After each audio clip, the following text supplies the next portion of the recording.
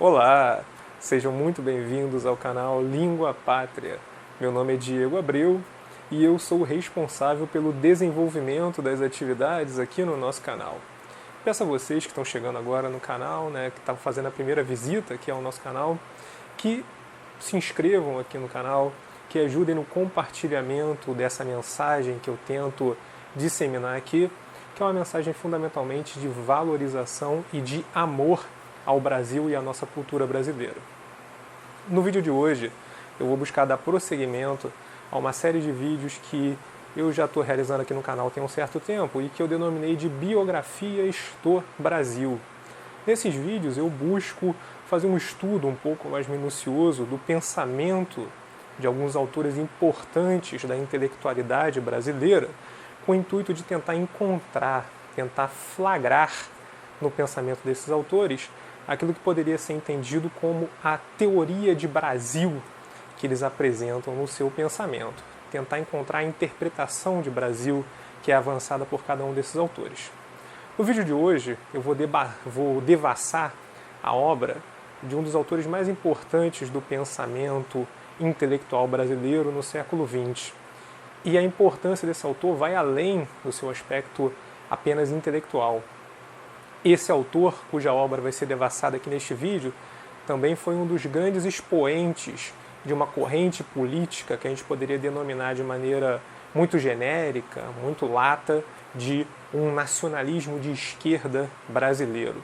E atuou de maneira significativa, de maneira expressiva, em campos absolutamente centrais da vida social do nosso país, como na área da educação, sendo o primeiro reitor da Universidade de Brasília, e também sendo coordenador do projeto dos CIEPs, que foi levado a cabo no Rio de Janeiro durante o governo do governador Leonel Brizola. E também esse autor realizou uma série de estudos importantes no âmbito da antropologia, sendo talvez um dos grandes pensadores indianistas brasileiros do século XX. O autor cujo pensamento, cuja obra vai ser estudada, vai ser devassada nesse vídeo é o nosso grande Darcy Ribeiro. E à luz do pensamento dele, nós vamos nos indagar o que é o Brasil.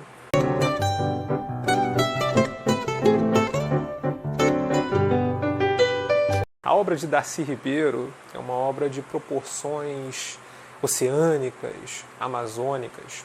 Porém, tem dois textos que foram compostos pelo mestre Darcy, em que ele, de uma maneira mais significativa, de uma maneira mais contundente, ele expressa a sua teoria de Brasil, por assim dizer. Um desses livros, que é um livro que já foi composto na maturidade do Darcy Ribeiro, se denomina O Povo Brasileiro. E nesse livro ele apresenta de uma maneira mais acabada aquilo que seria a sua interpretação a respeito do processo histórico de formação do Brasil e, consequentemente, do povo brasileiro.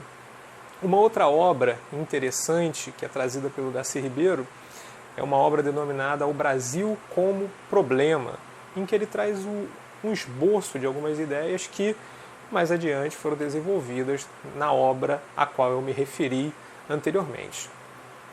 Vão ser justamente esses dois textos que vão servir como o grande alicerce para a exposição que eu vou apresentar aqui a respeito da visão de Brasil do Darcy Ribeiro. Um conceito que é um conceito absolutamente fundamental no que diz respeito dessa teoria, que é um dos pilares fundadores dessa teoria de Brasil, cunhada pelo Darcy Ribeiro, é o conceito de povo novo, do Brasil como sendo um povo novo. Naturalmente, essa ideia de povo novo, ela nada tem a ver com a idade do povo brasileiro, com a nossa juventude enquanto povo, mas sim com o fato de que, à luz do pensamento do Darcy Ribeiro, a colonização portuguesa foi a única que teve a capacidade de, além de formar uma colônia, uma unidade de exploração econômica, também formar um novo povo, uma nova formação étnica. E a razão fundamental, que é destacada pelo Darcy Ribeiro, para que isso pudesse ter acontecido, a formação de um novo povo, é aquilo que o Darcy denomina como o assimilacionismo cultural e étnico que conduziu o processo de exploração da América portuguesa pela coroa lusitana. Esse assimilacionismo, obviamente, ele contrasta com aquilo que o Darcy Ribeiro denomina de um segregacionismo, que teria sido o mote fundamental do ponto de vista étnico da colonização dos outros projetos de colonização europeus aqui nas Américas, o inglês, o francês, o espanhol, o holandês, e por aí vai. Ciência social é um mal necessário, uma ciência meio subdesenvolvida, mas é a única com que a gente pode contar. A responsabilidade das ciências sociais, no caso de um país como o Brasil, é explicar por que o nosso atraso. Realmente isso é uma coisa espantosa. A gente ingênua que pensa que o Brasil é atrasado porque é novo. O Brasil é 100 anos mais velho que os Estados Unidos. Então não é porque é novo. A gente que pensa ou pensava no passado que o Brasil é atrasado porque tinha muito negro, muito mulato, muito índio. Não é verdade. Nenhum cientista diria isso hoje. Então, o que a ciência nos coloca hoje é o seguinte: se não é o clima, se não é a raça, se não é a origem portuguesa, a causa do atraso em que nós estamos, qual é a causa? A causa somos nós, os bonitos. A causa somos nós, os educados, os ricos, que fizemos o país para nós contra o povão.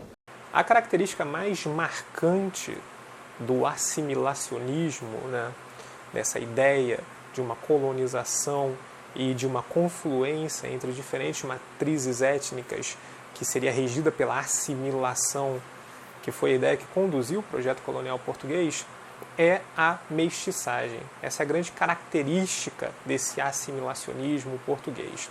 A mestiçagem, na colônia portuguesa, ela não apenas não era condenada, como era em outros projetos coloniais, como o espanhol, como o inglês, como também ela era louvada, e isso é destacado pelo Darcy Ribeiro.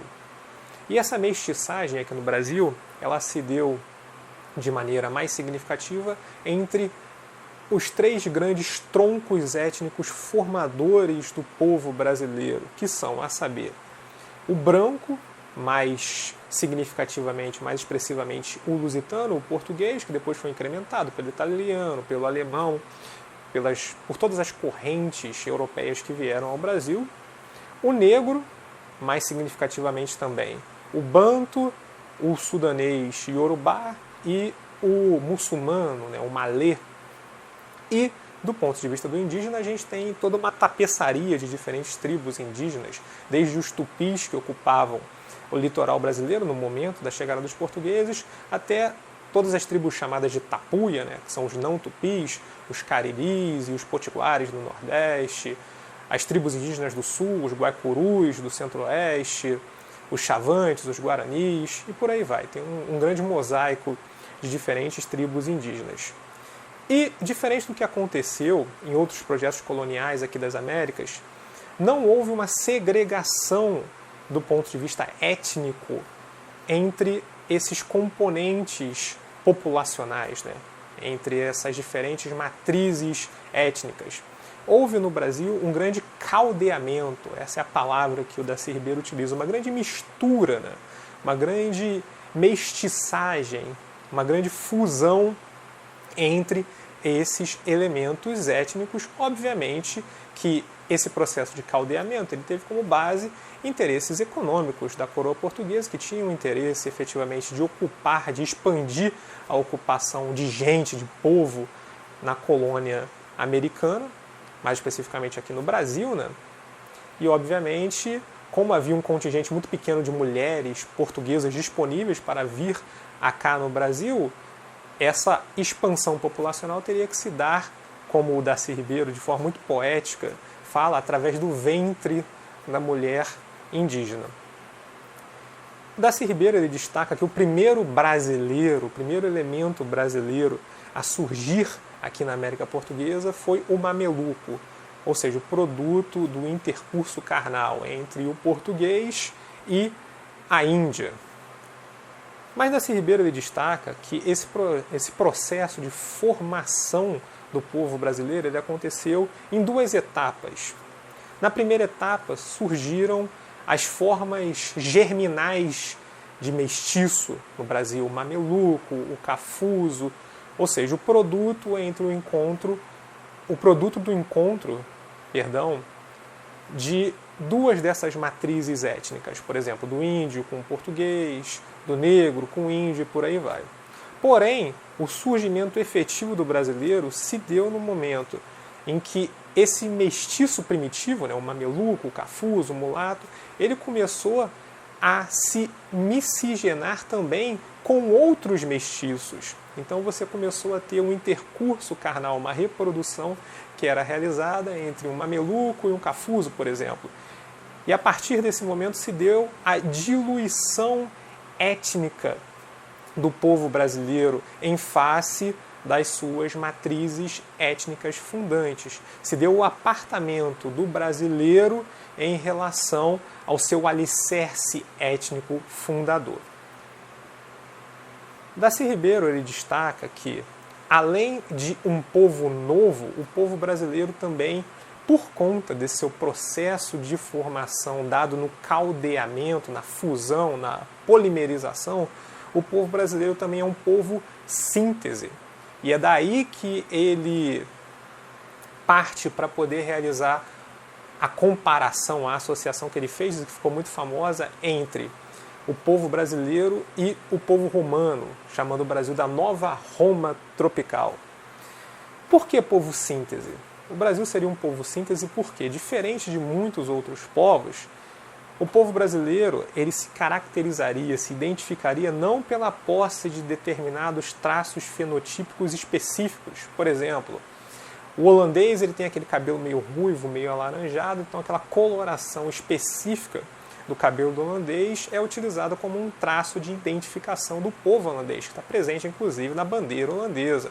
O irlandês é a mesma coisa, tem aquela coloração esverdeada do cabelo moreno e essa cor verde que está presente como um traço fenotípico na composição étnica do irlandês é trazida como elemento de identificação nacional.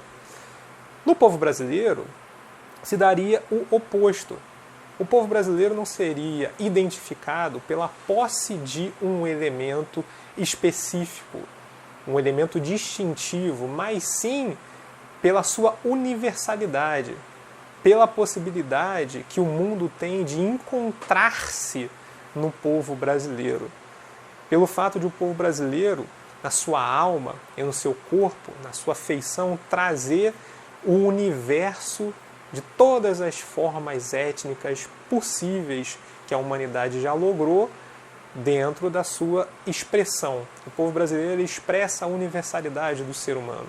Nesse sentido que o povo brasileiro poderia ser classificado como um povo síntese, à luz do pensamento de Darcy Ribeiro. Outro elemento bastante importante que é destacado pelo Darcy Ribeiro nesse processo de formação, de composição do povo brasileiro, é o fato de que, para Darcy, o povo brasileiro ele surge de uma desidentificação primitiva.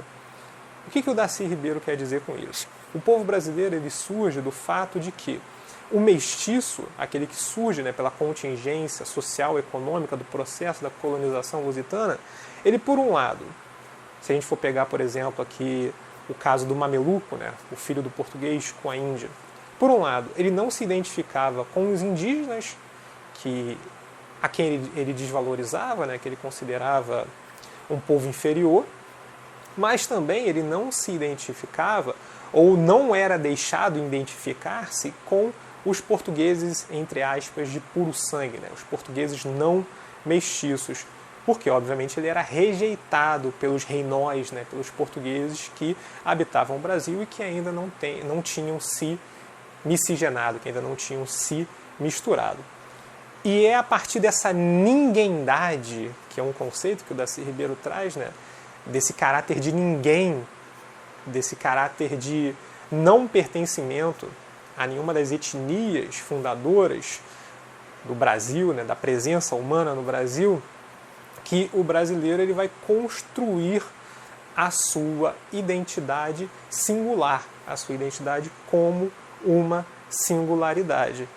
Então, nesse sentido, tem uma frase que é uma frase muito inteligente do Darcy Ribeiro, em que ele diz que o povo brasileiro ele é o europeu deseuropeizado, o índio desindigenizado e o africano desafricanizado.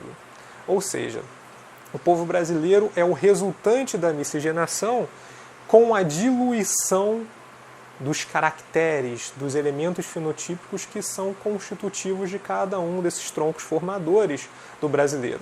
E o resultado desse caldeamento vai ser um povo novo, que também é um povo síntese, um povo que carrega em si, no seu corpo, nas suas feições, toda a humanidade. É nesse sentido que o Darcy Ribeiro ele coloca com muita felicidade que a miscigenação, que a mestiçagem é a essência do povo brasileiro, que ela é a essência do Brasil. E isso é verdade. A nossa miscigenação, a nossa abertura à mistura étnica, porque apesar de a população mestiça no Brasil ela ser maioritária, ela não é totalitária, né? Nem todo brasileiro ele é mestiço. Contudo, aqui no Brasil, a mestiçagem, a miscigenação é a regra. E todo mundo que é brasileiro, todo mundo que está aqui no Brasil, em alguma medida é pendente, é tendente, é inclinado a misturar-se, é inclinado a miscigenar-se. Isso é uma característica identificadora, distintiva do brasileiro e do Brasil em relação a outras nações, em relação a outros povos. À luz dessa reflexão que foi trazida pelo Darcy Ribeiro, a gente poderia até, aqui fazendo uma ponte, né, fazendo uma interface, pensar sobre algumas das ideias correntes na contemporaneidade do pensamento brasileiro que tentam, em alguma medida, atacar, que tentam apagar o elemento mestiço da composição étnico-social do Brasil e do povo brasileiro. A gente escuta, infelizmente, da boca de algumas pessoas, ou então da pena, né, da escrita de algumas pessoas que têm relevo na intelectualidade brasileira contemporânea, discursos que vão na linha de argumentar o seguinte, dizer que o povo brasileiro ele é um povo formado por duas frentes raciais, o negro e o branco, e com o advento, em alguma medida, do indígena, né? Mas colocando o indígena em uma posição mais escanteada, mas que o grosso da população brasileira seria uma população de negros e uma população de brancos. Isso, obviamente, é uma mentira, mas é uma mentira que possui, naturalmente, um objetivo político. Esse objetivo político é justamente negar aquilo que é a essência do Brasil, que é a essência da brasilidade, que é justamente a nossa miscigenação, que é justamente o nosso caldeamento, o nosso caráter de povo novo, um povo que surgiu do caldeamento desses três vetores étnicos fundantes. E você percebe esse discurso ele sendo trazido, né, para uma posição de proa de uma maneira muito subreptícia em uma série de instâncias diferentes. Por exemplo, quando a gente pega aquilo que é a análise demográfica brasileira contemporânea em órgãos como o IBGE, o IPEA, você tem ali um paulatino apagamento do pardo, do mestiço, desses índices, desses indicadores demográficos do país. Você tem, por exemplo, a criação de uma macrocategoria, que é a categoria do negro, que normalmente era associada com o descendente de africano, né, aquela pessoa que tem um fenótipo predominante africanizado. Então essa macrocategoria do negro abrangendo hoje em dia tanto aquilo que eles denominam de preto, né, que seria o africano, o africanizado, e também os pardos, ocasionando dessa forma uma diluição, num apagamento do componente mestiço da composição demográfica da sociedade brasileira. E você vê esse elemento também sendo trazido de uma forma subreptícia na reflexão, no discurso político de uma série de movimentos intelectuais e políticos contemporâneos que se autodenominam como coletivos, como movimentos e por aí vai. E esses grupos, eles de modo geral, eles negam ou então deslegitimam de maneira muito severa o elemento mestiço na sociedade brasileira, ou dizendo que a mestiçagem ela ocorreu de uma forma sempre e absolutamente violenta, em muitos casos até cometendo o absurdo de dizer que a mestiçagem foi sempre produto do estupro, o que é uma ofensa, inclusive, à população brasileira de modo geral, ou então, de uma forma mais sutil, de uma forma mais subreptícia, querendo integrar o elemento mestiço, o elemento moreno, miscigenado da sociedade brasileira, a essa macrocategoria do que seria o não branco, tornando a sociedade brasileira uma sociedade de brancos e não brancos. Agora, a maior parte dos cientistas sociais brasileiros não faz nada disso. São os cavalos de santo, como eu costumo dizer. Cavalo de santo de Foucault, cavalo de santo Levi-Strauss. Pela boca deles, o Levi-Strauss está falando todo o tempo. Não olham para o Brasil. O importante para eles é citar o Poulantzas, ou dizer o que o Poulantzas pensaria, ou ler o 18 Brumário, do Marx, e a partir dele fazer discursos acadêmicos, às vezes muito inteligentes, muito especiosos, mas são incapazes de olhar a realidade brasileira, de tentar entender esse fenômeno que é Getúlio e a identificação do povo com Getúlio, o que é esse país, e explicar não só as causas do atraso em que nós estamos, mas procurar perspectivas de como romper. Essa gente da ciência social acadêmica, esses politicólogos, são incapazes de ajudar nisso. Outra noção absolutamente fundamental na Constituição da interpretação de Brasil, que é trazida por Darcy Ribeiro, é a noção de cunhadismo. Cunhadismo consiste na integração de elementos alheios, externos a uma tribo indígena, à unidade daquela tribo por intermédio de um processo de amancebamento, digamos assim, né? De uma união entre aquele elemento externo, que pode ser um outro índio de uma tribo diferente, ou então pode ser, no caso descrito pelo Darcy, o português com uma índia que pertence à tribo. A partir do momento que se dá essa união, esse amancebamento, esse português ele começa a ser tratado, começa a ser visto como um irmão da tribo, um cunhado dos demais membros integrantes daquela tribo. E é justamente daí que vem esse nome, né? O cunhadismo. Essa relação que se estabelecia no seio do cunhadismo, ela era uma relação que era vantajosa tanto para os indígenas, né, na perspectiva daquela tribo, quanto para a coroa portuguesa. Do ponto de vista dos indígenas, se aumentava dessa forma a esfera de influência daquela tribo e das lideranças políticas daquela tribo, tendo mais indivíduos que estariam integrados ao horizonte político daquela unidade tribal.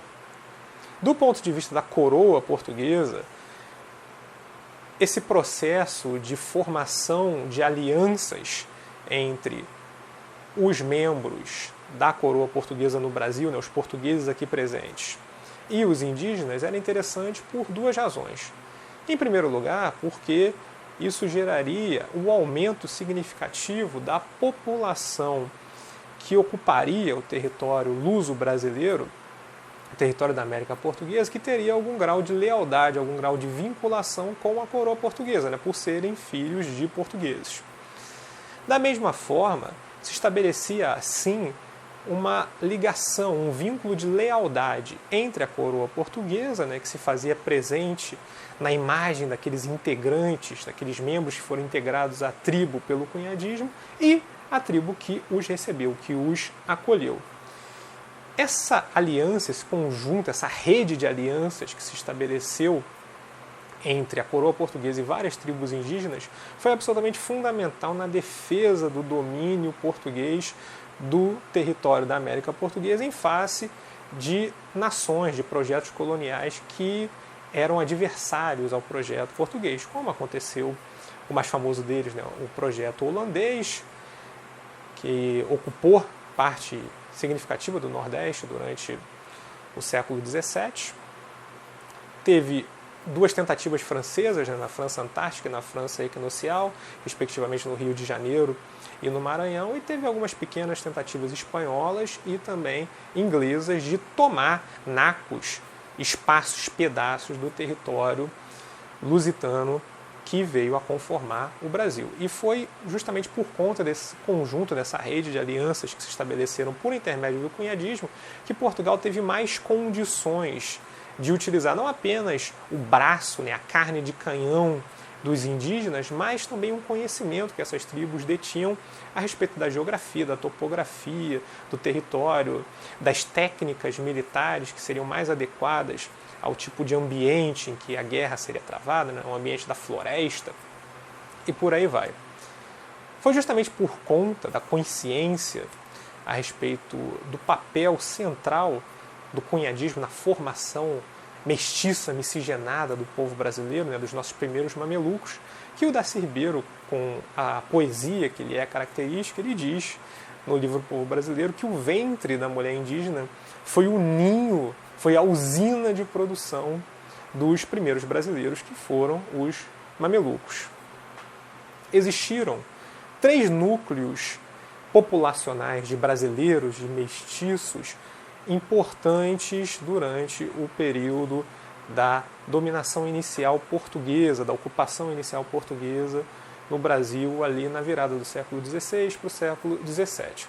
O primeiro deles foi na capitania de São Vicente, né, que teve como grande figura geradora, como grande figura matriarcal, a Índia Bartira, em São Paulo, que é considerada a mãe dos bandeirantes brasileiros. Houve um outro núcleo também importante, significativo, na Bahia, que tinha a figura patriarcal do Diogo Álvares, né, o Caramuru. E houve também um outro núcleo absolutamente importante de formação de brasileiros, de mamelucos, em Pernambuco. Inclusive o Jerônimo de Albuquerque, que é um herói português e um herói brasileiro na luta, na expulsão dos franceses na Batalha de Guaxenduba, ele é um dos filhos desse núcleo mameluco de formação, de produção de brasileiros por intermédio do processo, do fenômeno do cunhadismo. A coisa mais linda das religiões cristãs é estar afundada na ideia de um Deus menino, um Deus que renasce todo ano. Menino, tocantemente menino. Mas como é que nós tratamos os nossos meninos Deus? Essa criançadinha que nasce todo ano, com vontade de ser feliz, e que se vê aí abandonada, jogada daqui para ali, metida na lama, na fome. É muito sério. A primeira forma de enfrentar o problema da criança, do menor abandonado, do menor delinquente, é ter uma escola, que o mundo tem uma escola de dia completo, que toma desde as 8 horas da manhã até as 5 da tarde, e não fica batendo perna. Na escola que nós tínhamos antes, ou que ainda temos aí tantas, e que o menino passa 2, 3 horas, mesmo estudando, ele fica batendo perna. Outra ideia, outro conceito absolutamente fundamental na interpretação de Brasil, que é trazida pelo Darcy Ribeiro, é a ideia do projeto colonial português como um projeto eminentemente salvacionista do ponto de vista da religiosidade que conduzia o espírito dos homens que tocavam adiante aquele projeto. O salvacionismo, né, que é a ideia religiosa de que cabe a um conjunto de pessoas, seja uma nação, um grupo, a missão de expandir, de espalhar a fé cristã pelo mundo, ocasionando assim no aumento do contingente de pessoas que viriam a ter suas respectivas almas salvas no momento do juízo final. Essa ideia do salvacionismo, ela está incrustada na própria fundação de Portugal. Desde antes da sua fundação oficial, com o fenômeno, a campanha das cruzadas, né, que consistia na tentativa de expulsão dos árabes, dos mouros, do território europeu, mais especificamente da Península Ibérica, e também com a própria efeméride da Batalha de Ourique, na qual o infante Afonso Henriques, em 1139, se não me falha a memória, em 1139, o infante Afonso Henriques, ele conseguiu vencer uma batalha absolutamente improvável contra algumas tropas mouras, a partir de uma intervenção que foi realizada pelo próprio Jesus Cristo. E por conta disso, arrogou-se ao infante Dom Afonso Henriques e, por conseguinte, à nação portuguesa essa missão salvacionista de expandir, de disseminar a fé cristã. Essa ideologia, ela servia como combustível espiritual, moral, que impingia os portugueses nas missões de colonização que, em alguma medida, foram realizadas. É óbvio que todo esse fenômeno, todo esse projeto das grandes navegações e da expansão do Império Lusitano não foi realizado apenas por motivos eminentemente religiosos. houve uma série de motivos políticos, culturais, econômicos, sociais e por aí vai. Mas é uma coisa absolutamente evidente quando a gente faz uma análise dos textos que foram compostos pelos intelectuais, pelos pensadores, especialmente vinculados à igreja, como tendo um grande exemplo no padre Antônio Vieira, é absolutamente evidente que existia muito viva na mente, no coração dos portugueses que participavam daquele grande empreendimento que em alguma medida era muito sacrificador, né? Muito sacrificante para os indivíduos que estavam ali envolvidos. Então existia no coração deles essa ideia muito viva da sua obrigação, da sua missão salvacionista em expandir a fé católica para todos os cantos do mundo. E essa ideia do salvacionismo, né, essa ideologia religiosa do salvacionismo foi absolutamente fundamental para o sucesso, para o logro do projeto colonial português, por um lado, porque em alguma medida azeitou, deu as condições ideológico-espirituais para justificar a miscigenação, que já era em alguma medida algo corrente na Península Ibérica, mas que foi levado à radicalização na América Portuguesa. Então, o salvacionismo, essa necessidade de você expandir a população para ocupar o continente americano português, o salvacionismo ele serviu ali como uma espécie de uma plataforma ideológica de legitimação dessa miscigenação na sociedade portuguesa, e também esse fervor religioso católico que está na base da ocupação portuguesa do Brasil também foi muito importante nas campanhas de expulsão dos invasores não portugueses, não lusitanos do território brasileiro, a saber mais especificamente dos franceses, né, dos calvinistas franceses e dos holandeses, em que esse elemento religioso, especialmente depois de as condições econômicas que viabilizavam o domínio holandês do Nordeste brasileiro se exaurirem, esse elemento religioso ganhou muita força e esteve muito presente na campanha de expulsão dos holandeses do Nordeste brasileiro. O que eu tenho para o Brasil é exaltação de sentir tudo que ele pode ser, vai ser, há de ser, e tudo que ele ainda não é. Eu tenho pena de, nos meus anos, eu fiz força para o Brasil dar certo.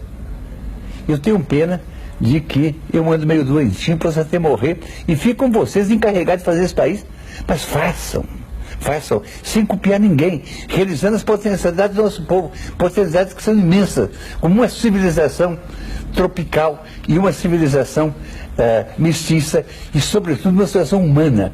O último elemento que eu gostaria de destacar na composição desse quadro, né, da interpretação darciana do Brasil, que é uma ideia extremamente importante que é trazida pelo mestre Darcy Ribeiro, que é a ideia do Brasil como uma unidade complexa e heterogênea.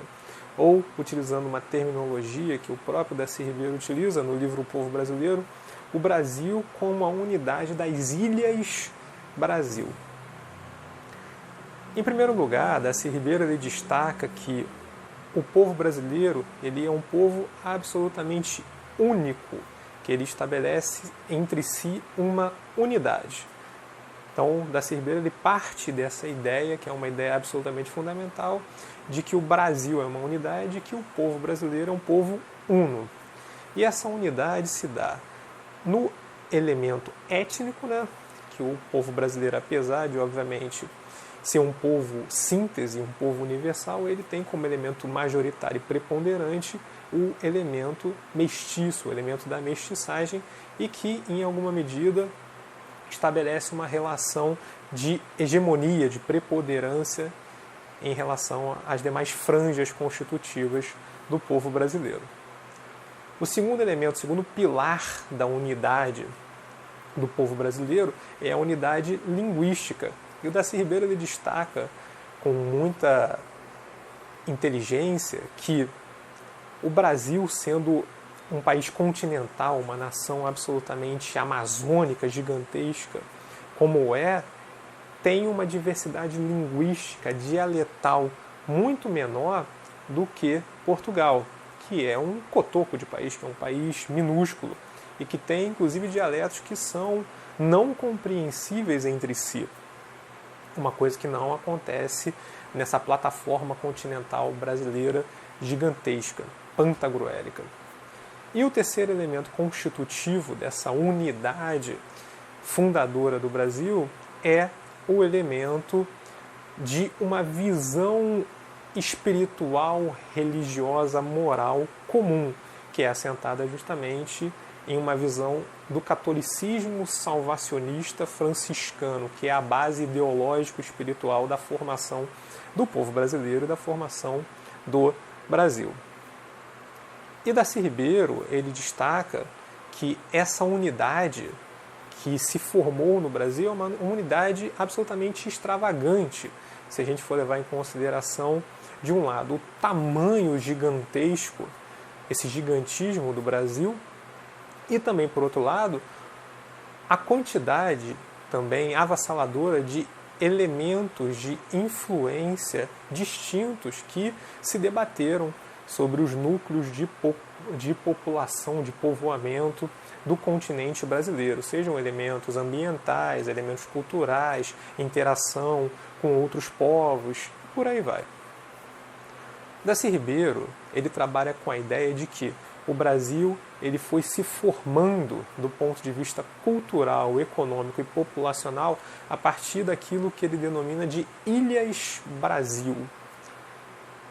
Ao todo, são destacadas 5 Ilhas Brasil pelo mestre Darcy Ribeiro.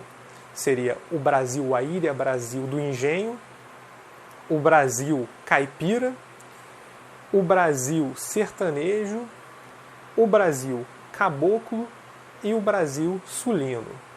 O Brasil do Engenho seria aquele Brasil formado pela civilização do açúcar no litoral, especialmente do Nordeste brasileiro.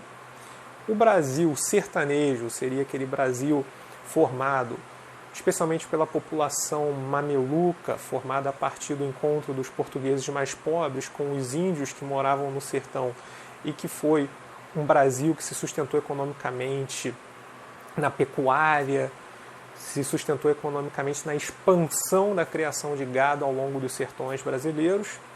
O Brasil caboclo seria aquela civilização brasileira formada no seio da floresta. O Brasil caipira é o Brasil formado pela expansão do bandeirantismo, daqueles primeiros núcleos bandeirantes que se formaram em São Paulo, que foram devassando o território brasileiro, que foram parar até na América Espanhola.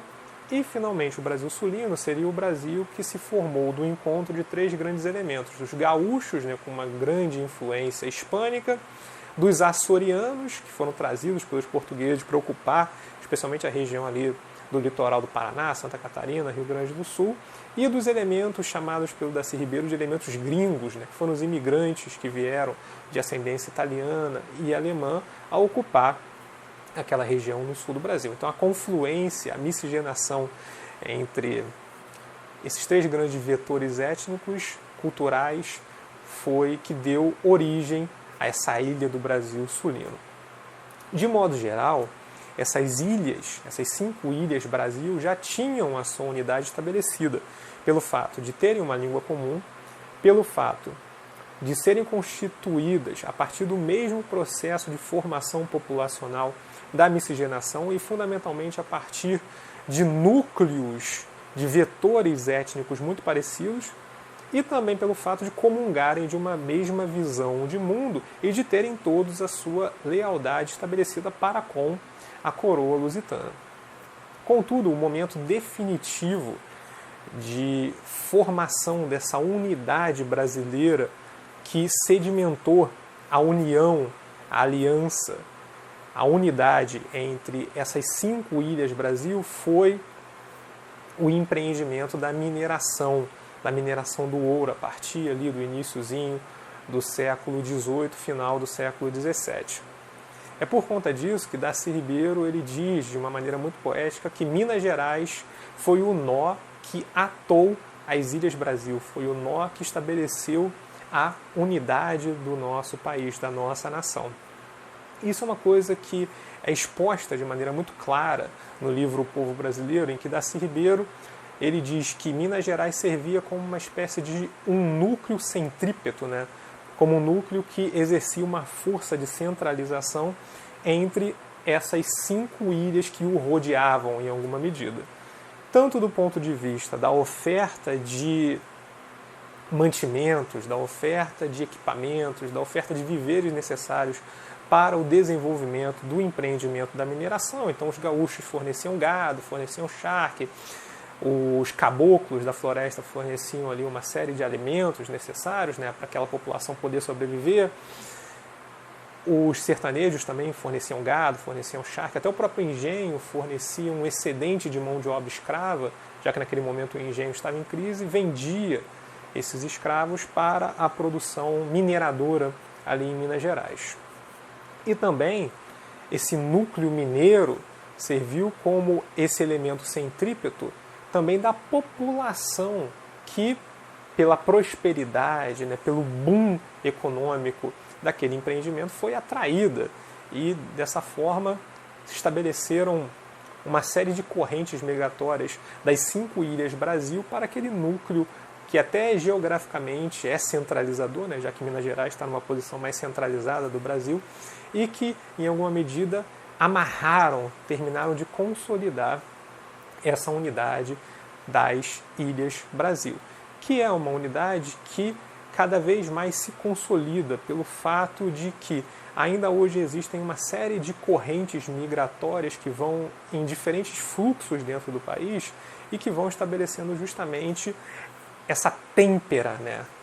essa amarra férrea que existe entre as diferentes regiões do país, que no final das contas apontam para o mesmo centro, porque são unificadas a partir dos mesmos elementos materiais e imateriais. Especialmente a saber, o nosso sincretismo religioso cristão, a nossa língua portuguesa, que é uma língua que é, em alguma medida, amaciada pelas vogais doces açucaradas dos indígenas e também ganha uma ginga, ganha um ritmo que é herança dos africanos e, obviamente, tem a sua ossatura, a sua gramática, a sua estrutura portuguesa e, fundamentalmente, também nós temos o cerne, a essência da unidade brasileira na miscigenação, na formação de um povo mestiço.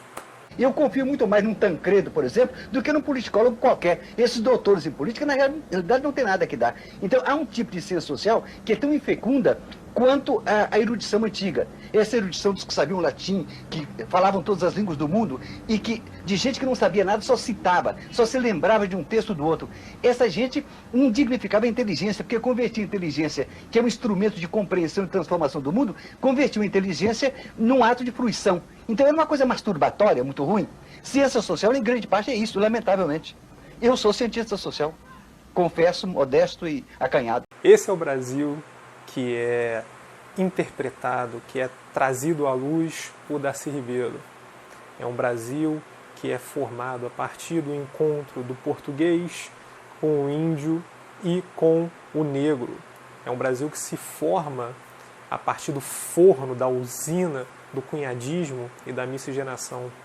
É um Brasil de sulinos, é um Brasil de caboclos, de sertanejos, de homens e mulheres de engenho, é um Brasil de caipiras e de bandeirantes, mas é fundamentalmente um Brasil que se unifica na posse de um conjunto de elementos culturais e imateriais comuns.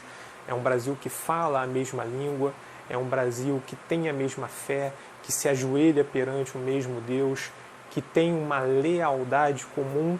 É um Brasil que é um Brasil mestiço, é um Brasil miscigenado, é um Brasil de homens e mulheres que são formados a partir de uma aquarela de cores, uma grande paleta de cores que assume a carne do povo brasileiro.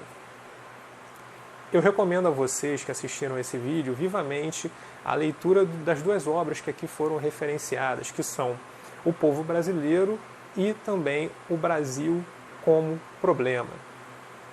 2 grandes obras-primas compostas pelo nosso grandioso Darcy Ribeiro. Eu também recomendaria a vocês uma obra que aqui não foi referenciada, mas que é uma obra absolutamente genial do Darcy Ribeiro e um dos grandes momentos da nossa antropologia nacional, que é a obra Maíra, que é um texto ao mesmo tempo científico e narrativo, tem um caráter muito prosaico e que é uma das grandes obras a respeito da mentalidade indígena que foram construídas, que foram produzidas aqui pela intelectualidade brasileira. Eu espero que vocês tenham gostado desse vídeo. Se vocês gostaram, peço que vocês curtam o vídeo, que vocês o compartilhem, que vocês também se inscrevam aqui no canal para poderem, em alguma medida, auxiliar, contribuir com o meu trabalho. Espero que tenha ficado para vocês essa grande mensagem, que é a mensagem que eu tento disseminar aqui no canal e que eu tenho certeza absoluta que é o cerne da mensagem intelectual do nosso grande Darcy Ribeiro. A consciência a respeito dos problemas que existem no Brasil, em nenhum momento Darcy Ribeiro ele nega a existência de um grande abismo social no nosso país, e ele diz, inclusive, que a existência desses problemas econômicos, sociais, absolutamente gravíssimos, é um dos grandes elementos de enfraquecimento, de fragilização da unidade nacional do nosso país. Mas Darcy Ribeiro, ele traz uma mensagem de esperança, fundamentalmente. Esperança nesse país, um país que, apesar de ter um caminho ainda muito longo a ser percorrido, é um país que conseguiu manter a sua unidade absolutamente gigante, absolutamente continental, apesar de ter tido uma série de elementos que buscavam a sua fragmentação, a sua cisão. Darcy Ribeiro era um homem que tinha um amor profundo por esse país. E essa é a grande mensagem que ele deixa para todos nós. Então, sigamos o caminho de Darcy Ribeiro. Amemos esse país. Acima de tudo, viva o maravilhoso e lindo Brasil.